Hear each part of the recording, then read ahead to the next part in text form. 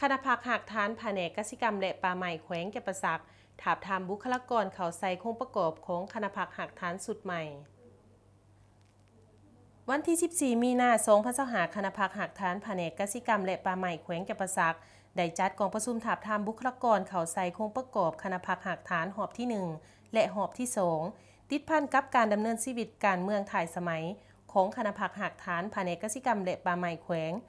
กองประชุมจัดขึ้นอยู่ศูนย์ขนขวากสิกรรมภาคใต้บ้านโพนงามนครปากเซโดยการเป็นประธานร่วมของสหายสุปานีสิริปุญโญคณะประจำผักแขวงหัวหน้าคณะโฆษณาอบรมแขวงสหายคำนีละวงศ์หักษาการเลขาคณะพักหักฐานว่าการหัวหน้าแผนกกสิกรรมและป่าไม้แขวงสหายสาธิตปัสสาพันธ์ห้องหัวหน้าคณะจัดตั้งแขวงมีคณะกรรมการบุคลากรขันแขวงคณะพักหักฐานเลขาห้องเลขา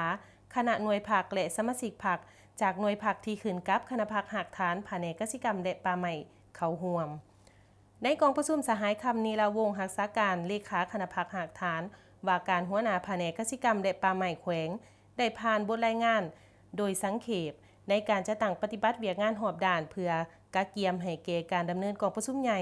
ของคณะพักหักฐานแผนกกสิกรรมและป่าไม้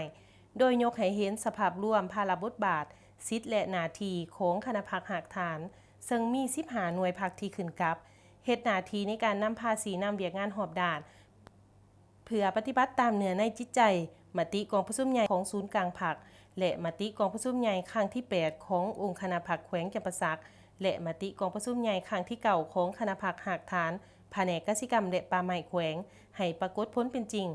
ปัจจุบันมีสมาชิกทั้งหมด298สหายยิ่ง89สหายในนั้นสมาชิกพรรคสำห้อง9สหายยิ่ง3สหายต่อมาสหายสาธิตประสาพันธ์ห้องหัวหน้าคณะจัดตั้งแขวงก็ได้ผ่านมาตรฐานเงื่อนไขผู้ที่จะสมัครเข้าในคณะพักหักฐานสุดใหม่หอบที่ 1จากนั้นคณะรับผิดชอบการถาบทามก็ได้แนะนำวิธีการถาบทามหอบที่ 1และดำเนินการปนบัตรถาบทาม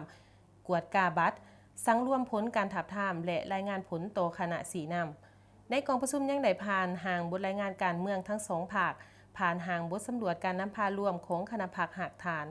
จากนั้นประธานกองประชุมก็มีคำเห็นสีนำและประกอบคำเห็นจดจีมใส่2ห่างเอกสารเพื่อให้ผู้แทนกองประชุมประกอบคำเห็นจากนั้นประธานกองประชุมก็มีคำเห็นสีนำต่อบัตรดำเนินชีวิตการเมืองพร้อมทั้งประกาศแบ่งจุสำรวจและดำเนินชีวิตการเมืองถ่ายสมัยโดยผ่านไปสำรวจบุคคลในคณะพักหักฐานคณะหน่วยผักโดยเริ่มแต่สหายเลขาคณะพักหักฐานคณะพักหักฐานสหายเลขาหน่วยผักคณะหน่วยผักและสมาชิกผักตามลำดับตอนถ่ายกองประชุมยังได้ดำเนินการถาบทามบุคลากรหอบที่2ตื่มอีก